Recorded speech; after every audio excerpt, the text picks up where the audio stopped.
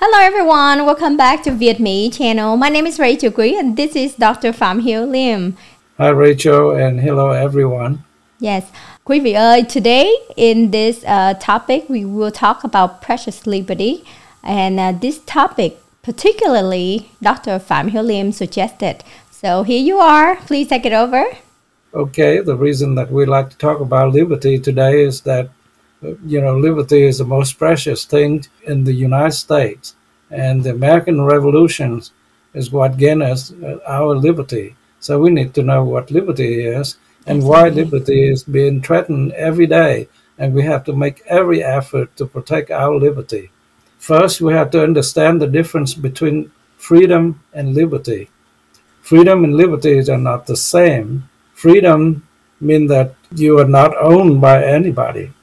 The word freedom is that because you're free from your owner, your master. And Americans tend to think about slavery as something that happened to black people in the past. But actually, slavery started in Europe a long time ago.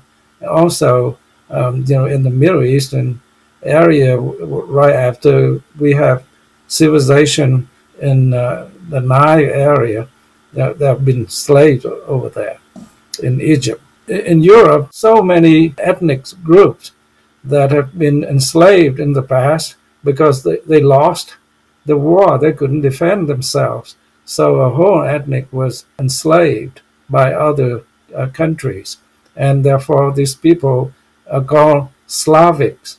So if you know people in Europe that belong to the Slavics group, you know that their ancestors have been enslaved. We have people in Europe that have not been enslaved, like the Anglo-Saxon people, the Gallic people, the Spanish people, the Germans people, and of course the Romans. In the past, they dominate other countries, but those people are not Slavics. But a good number in the northeastern and eastern Europe are called Slavic people because, in the past they've been enslaved. So when you're slaved, your owners are mastered, and when you're freed from your master, either your master free you, give you back freedom, or you become a free man or woman, then you got freedom. What freedom is? Freedom is that then you can pursue your own happiness. But liberty is that you're not enslaved, you're not a slave, but you live in a system where other people control you, have control over you. They are above the law, and you have to follow the law and regulation that they impose on you, but they don't have to live under the same rule and regulations. So when we talk about what type of people, well, we have different systems. We have the imperial system, where the kings and aristocrats, by the bloodline, the feudal system, the landowners, father handed to son, daughters, and so on. These people have more privilege than you, and they don't have to live under the same law or regulation that you have to endure if you are peasants, if you are common people.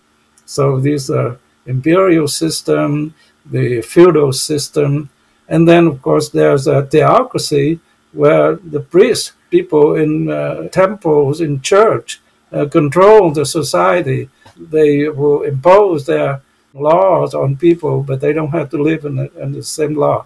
So when you can get out of that system, you liberate yourself, and therefore you gain liberty. That's what liberty was. And so in the past, people that originate from England colonized the new land in North America.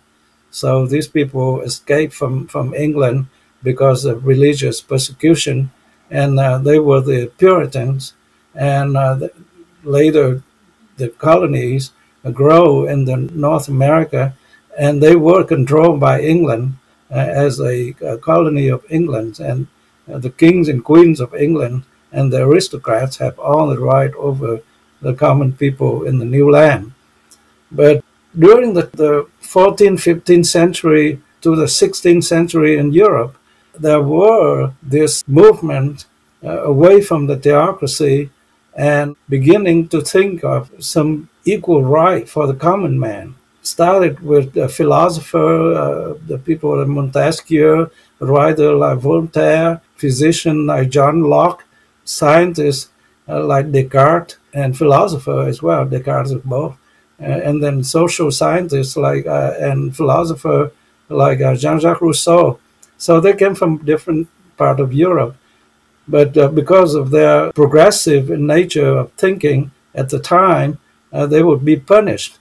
So they had to go to Holland or the Netherlands in Amsterdam and be protected by this aristocrat family who are also progressive. Those are the Orange family of the Netherlands. And so the Orange family protected these people. They're not being persecuted or prosecuted by these inquisitions. So the ideas prosper and develop into a system that have a lot of people believe in, and we call that the Enlightened Age in Europe. So later on, the prince of the Orange family, Williams of Orange, came over to England and married his cousin, the Princess Mary, and so the King Williams and Queen Mary changed England.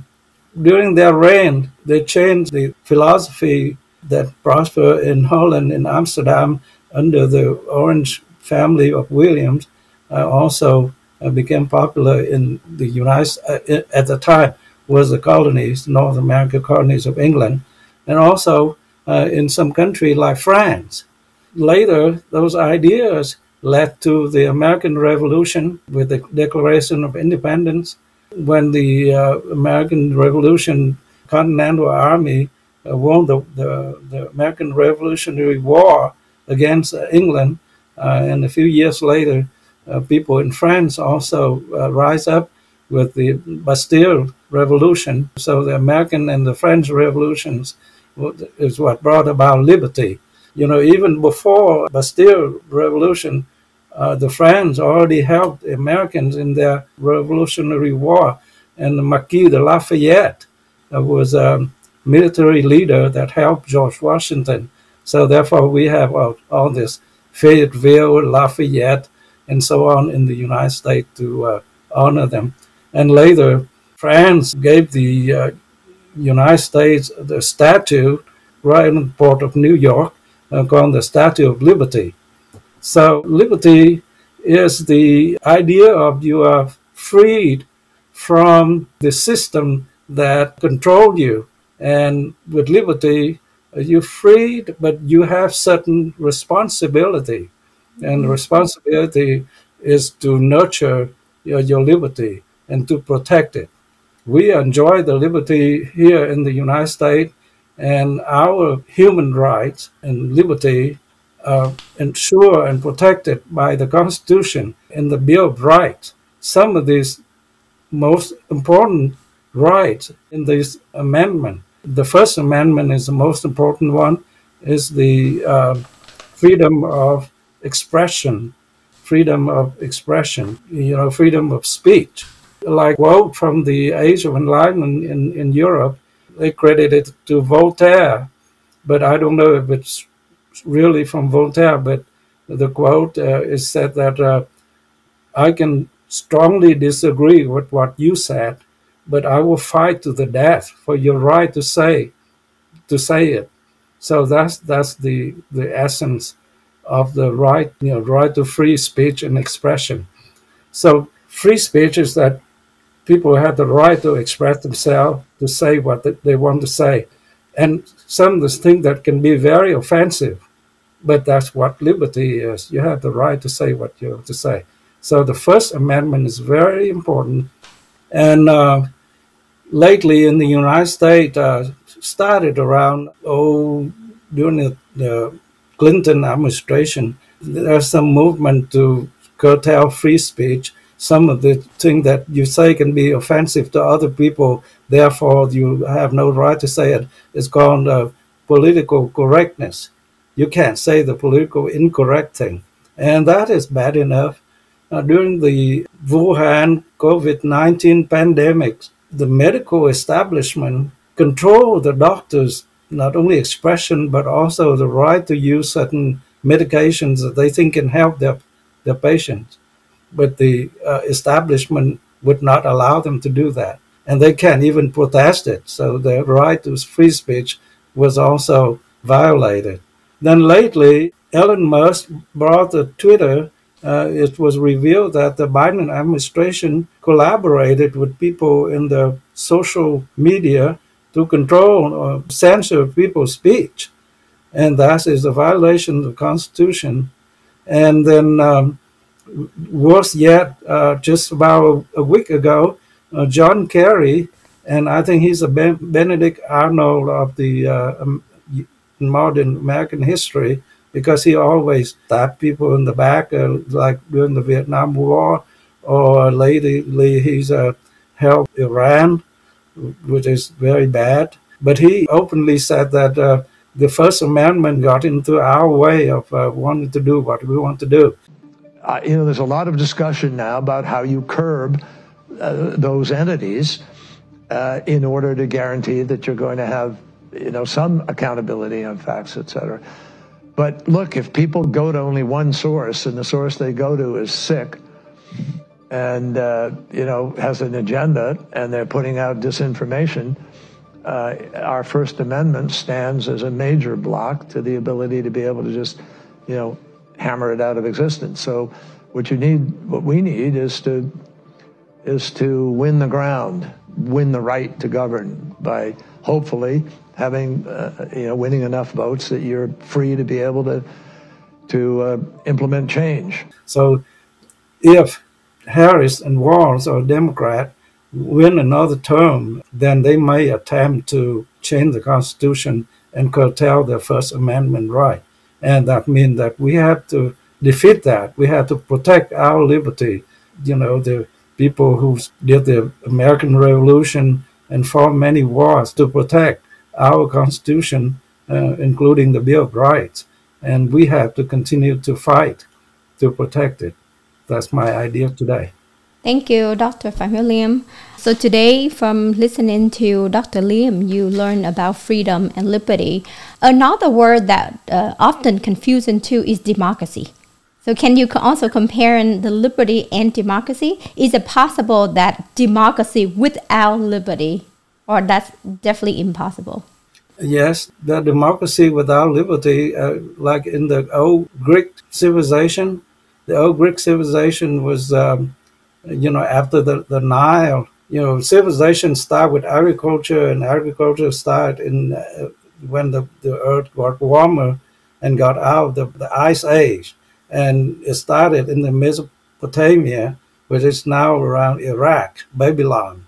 And later it switched over to the Nile River, the valley of the Nile River, because there was more waters there.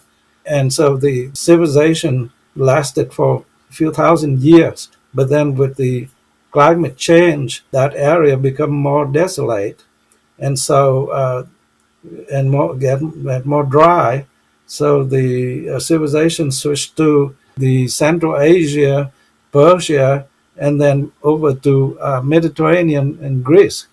And so on those islands of Greece, there were democracy, and people voted in the assembly, and the majority rules. But the aristocrat had a certain right above that. So it wasn't total freedom, but it was a Greek democracy. And that's why when George Washington built the Washington, D.C., some of the buildings had the style of the Greek columns to indicate that we follow the Greek democracy. But that's not liberty. Yeah, thank you. And another thing, sometimes that people, they abuse the word freedom as well. For example, the Democratic Party, right now they pushing, you have a freedom to be whoever you want. So if you are transgender, then you can go to the woman restroom because you just simply look like a woman. What is your thought on that? Are they really abusing the word freedom? They do, because you're free to pursue your own happiness, but you can't violate other people's freedom. So, as an individual, you have control over yourself, but you can't violate the space of other people because that's not freedom. That's right. That's aggression. Yeah, like you have freedom of your own, but you cannot use your freedom to violate somebody else's freedom. Then that's not right. That's right. That's right. And so if you don't believe in modern medicine, you don't have to buy medical insurance, and you can use the herbs, the Indian medicine, whatever traditional medicine as you like, and you endure it yourself, or you. But when you show up at the emergency room or go to the hospital and you demanded to be treated, but you didn't buy any insurance, you don't have the freedom to do that. See. If people treat you, just that's because of humane treatment.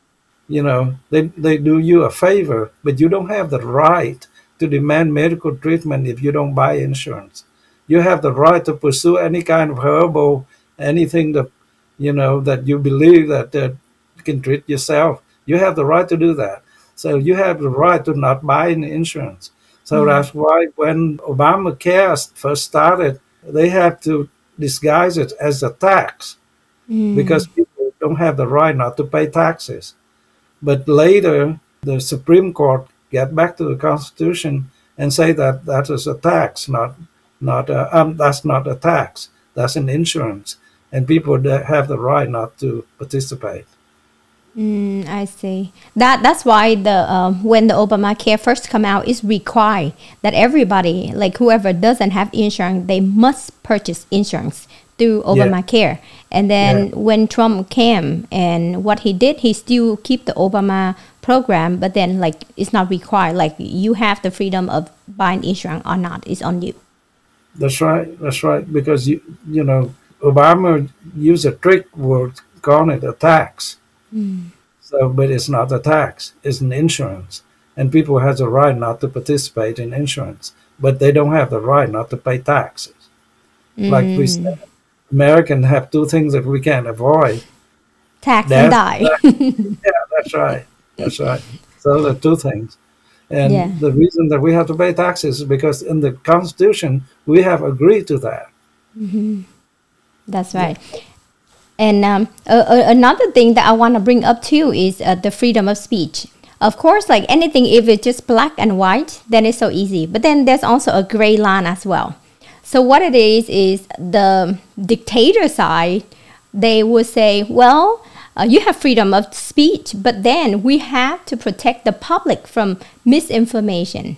So because of they using that phrase, that they limit the freedom.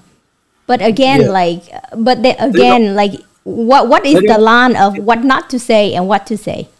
Yeah, they don't have the right to do that. You can yell fire in the crowded theater, that's true, because you create chaos. Yeah. But misinformation can be something that people don't agree with you, but you tell them the truth.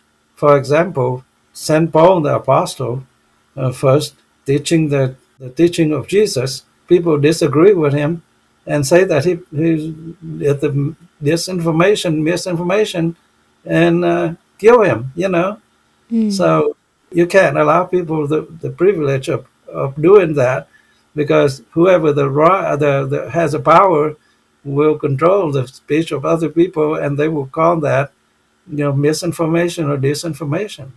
So back in the Voltaire day, they already say that free speech usually is a very offensive speech. But you have to, even if you disagree with that, you have to protect the right for people to say offensive things.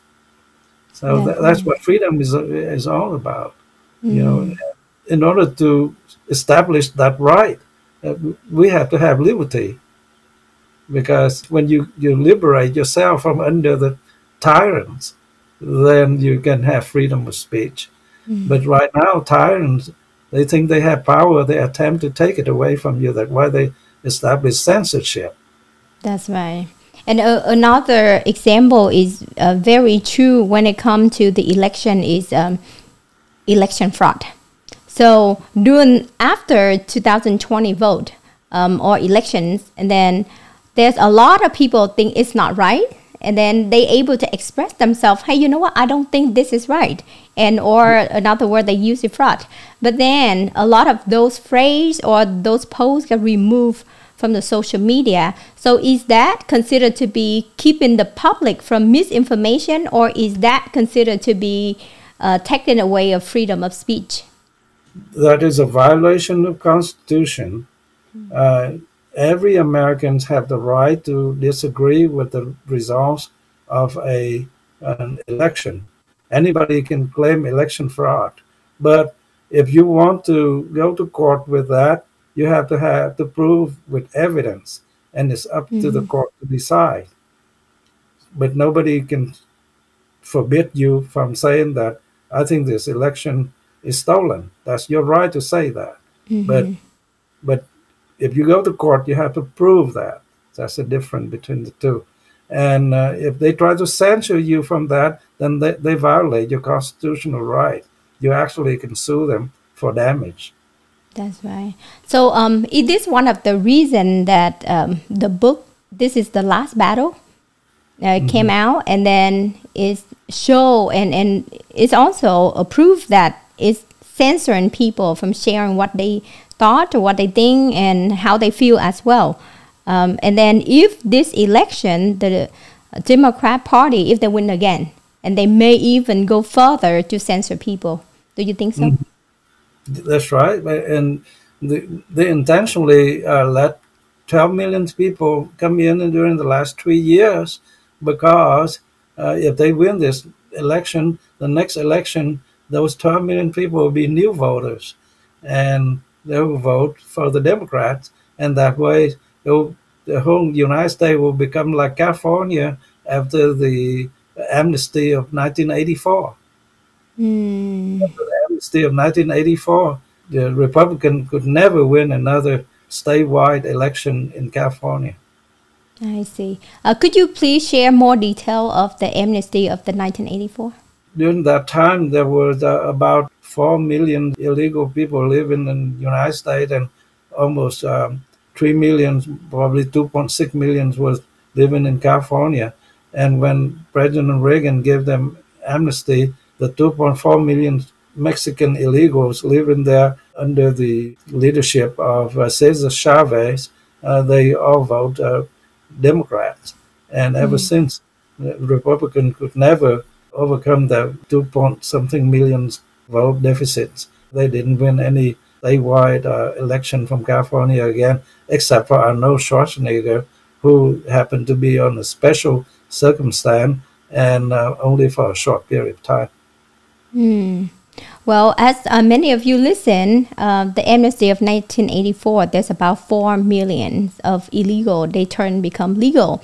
But then think about during this time, throughout the past 3.5 years with the Biden and Kamala administration, they let in 12 million. So what is your prediction for the next few years?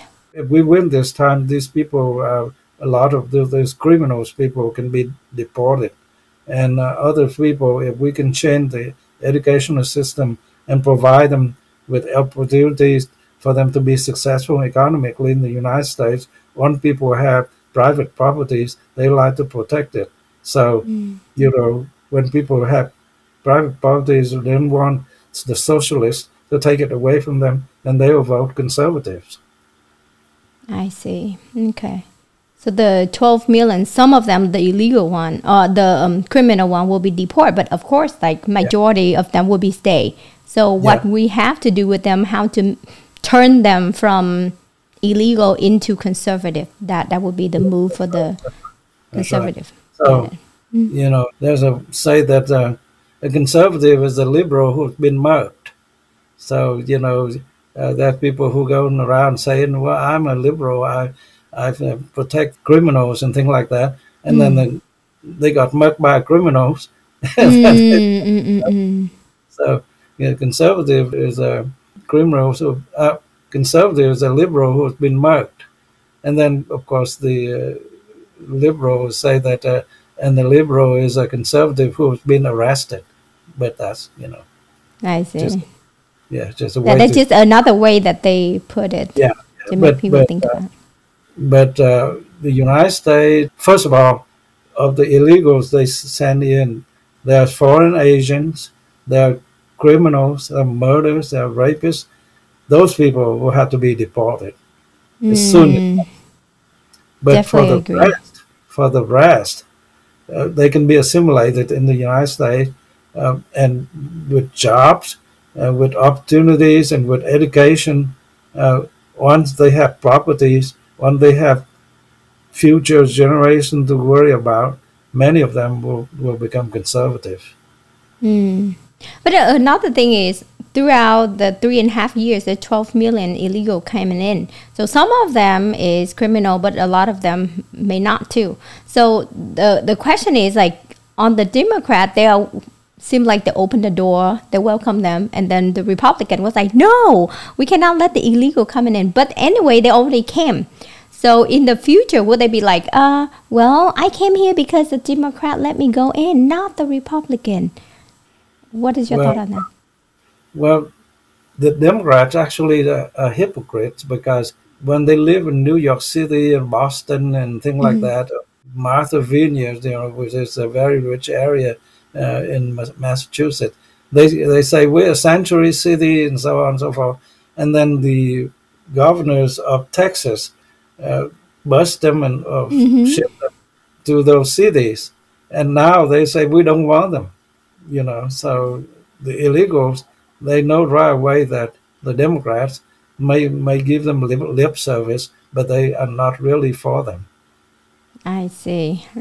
So what do you say? And when they come in, maybe they appreciate the Democrat Party, but then the truth is always come out, and then they will understand the truth. Okay, they on the surface look like they welcoming you, but then when you came, how they treat you is another story. That's right. And also, like in any crisis, like if you have a fire, first you have to extinguish the fire, and then you can repair and rebuild. So the first thing we have to do is to stop the flow of illegal aliens. Absolutely. So we have to control the borders. That's why, that's why we're going to win this election, because we will control the borders and the Democrat will not. So that's a point for them to lose the election. In the debate between Hung Cao and Tiem Kien, Hung Cao scored a lot of points by saying about protection of the borders, and how as immigrants, legal immigrants, we can assimilate into the life of the United States and become good American citizens. But we have to control the border. We can't get in the illegals. Do you know that the victim of the Hurricane Helene in North Carolina and Georgia, they don't get enough help from FEMA, because FEMA budget have been used for illegal immigrations. Yeah, there you go. Yeah, that is another way that the administration of Biden and Kamala is using our tax dollar in the wrong way. Yes, that's right. They help illegal aliens and not helping American citizens. That's right. So protect the United States, protect the Constitution, protect our liberty, and point it out those who violate the Constitution. Awesome. John Kerry is one person that repeatedly stab us in the back and violate our constitutional rights. But we can talk about the people who talk about political correctness. In the free country, protected by our Constitution, there's no such things as political incorrectness or correctness, because everybody have the right to say things that they believe to be right, may be offensive to us, but that's their right. So the term political correctness is already violated the Constitution, and then people who do things that harmful to American citizens during the pandemic, and they violate our constitutional rights and cause high mortalities, because they don't let doctors to treat patients. So that's a problem. There are a lot of things, and John Kerry right now say, well, First Amendment stand in our way of wanting to do things and things like that. How dare he? Yeah. Oh my goodness, he's a politician, and he said that in the public. Yeah, that's why liberty is so precious. But again, liberty it will not always be there if we just take advantage of it and we not do anything to protect it. That's why this video, Dr. Phạm Hiếu Liêm want to share his knowledge about precious liberty, and we must protect our liberty by our vote. That's right. And also, we can demonstrate like people on January 6, 2021, except for those people who went into the building, Capitol building, without permission. That's a violation of the law. They have to take the consequence for them, even though the punishment right now is not the right kind of punishment, too strong for their offense. And that's in itself a violation of the Constitution. But everyone can demonstrate peacefully outside of the building. And that's the right of every American. We're in the non-obedient culture. We have the right to express civil disobedience. Yes.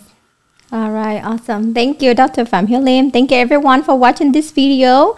Please like and especially share the video. We take time to do this video for you. And in the return, we ask for you to please like and share the video. Thank you very much. Is there anything else you want to share before we end this video? That's all. But, long live liberty. Yes. Awesome. Thank you so much for your time.